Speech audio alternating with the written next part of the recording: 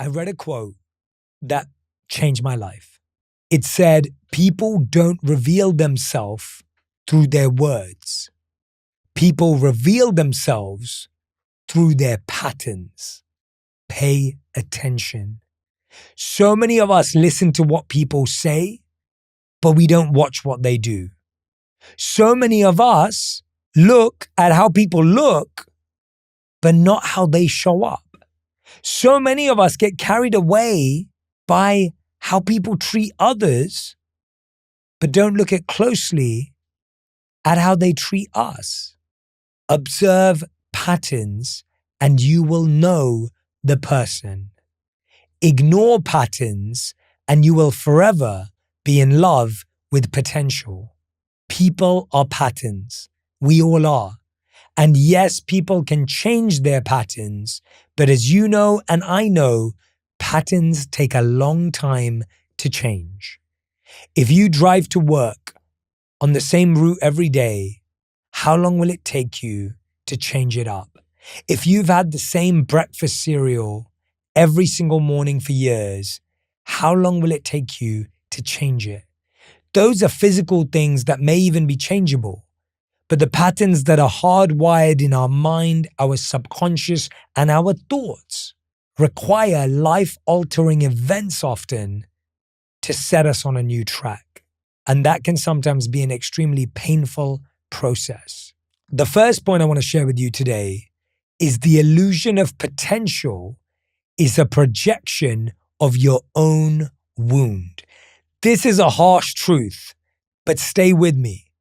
When you fall for someone's potential, you're often falling for a version of them that only exists in your imagination, or worse, in your unfinished childhood needs. Think of someone you're trying to fix and ask yourself, what unmet need in me is trying to be met through them? Clarity starts there. We let people treat us badly because we crave connection. We let people talk to us poorly because we'd rather not be alone. We let people walk all over us because we don't know how to stand for ourselves. But when we do those things, we don't change them, we lose ourselves. People change when they're ready, not when you beg. People change when their patterns hurt them, not just you. People change when they're humbled by reality, not when they're pressured by others. People change when it costs them something, not just you.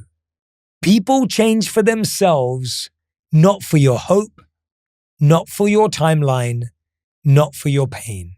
When you realize that you can see someone's pattern, the question you have to ask yourself is, am I willing to stay here if the pattern remains the same? Am I willing to be present if they say they want to change? Often we say, yes, but they're changing. Have they said they want to change? Have they showed you a plan? Have they committed to change? You may see small changes, but unless they've vocalized this, unless they've verbalized it, unless they've communicated it with you, you're still living in imagination. Now, I know you're thinking, Jay, what do I do when it's my family? What do I do when it's my partner?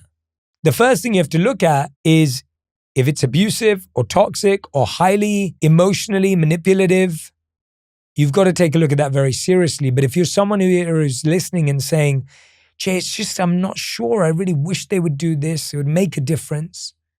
You have to ask yourself how much you're willing to tolerate and be patient. You have to ask yourself how much you're losing yourself in the process. Only you know that. Step number 2, believe what they do, not what they say. If someone repeatedly disrespects your time, disappears during hard moments, or break boundaries, that's who they are. So if you're hoping for your partner to become more empathetic or less impulsive, the truth is they may say those things, but what are you seeing? What are they doing? What are they acting? Because we're so emotional and sentimental, When someone says the right thing, don't you just light up inside? And you almost think to yourself, I've just been waiting for you to say that. I've just been wishing for you to say that. I've been wanting for you to say that. But the reality is, you're not waiting for them to say that. You're waiting for them to show that. That's what we have to focus on. So track patterns. Hope is not a strategy. Don't focus on promises. Focus on patterns. If someone repeatedly disrespects you, that's who they are. At least for now. If someone disappears when things get hard, that's who they are. If someone breaks your boundaries and calls it love, that's who they are. If someone lies to protect themselves, not your trust, that's who they are. If someone makes you question your worth, that's who they are. If someone only shows up when they need something, that's who they are. If someone makes you feel crazy for having standards, that's who they are. If someone constantly apologizes but never changes, that's who they are. If someone expects grace but gives you none, that's who they are. They can change, but only if they want to. A big part of us justifies people's bad behavior. Instead of looking at the patterns, we say, but they're great at this. But they're wonderful in this way. That's true. People are always two things. They can be so many things. But we have to be careful to not sacrifice ourselves for too long. I know too many people who've done this, and 10 years later they say, I've lost myself. I don't know who I am. I don't have an identity. We have to measure how extremely we're not accepting someone for who they are. Step number 3. This is going to be a hard one to take in, but I have to be honest with you. Stop mistaking your control for love. Trying to change people often feels like care, but it's usually covert control. You're trying to manage their chaos so you don't have to face your fear of abandonment, disappointment, or uncertainty. Melody Beattie, in her foundational work on codependency, explains, you can't force someone to be who they're not. You can only love them where they are or leave.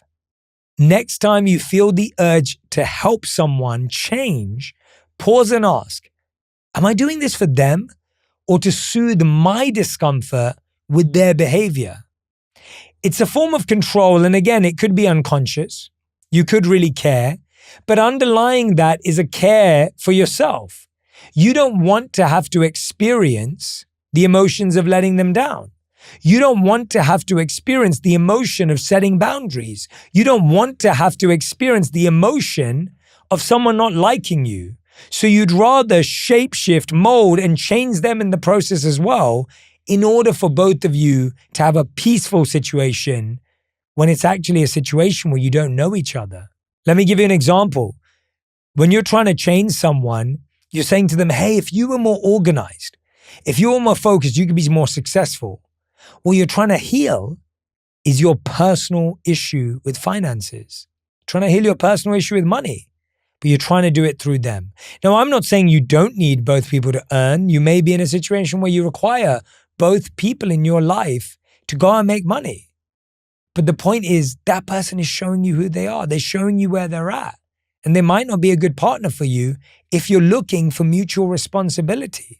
So much of the time, we get enamored by someone's mind, someone's words, someone's aura, someone's charisma, someone's personality. But we forget what real life looks like. Real life looks like looking at your bank balance, looking at your bills, waking up next to someone and going to sleep next to someone. Real life looks like coming home when you're bored and tired, and so are they. Real life looks like talking when there's nothing exciting to talk about. Real life looks like planning when you're just waiting for that vacation. Who do you want to be in your life for the real things, not just the imaginative ones.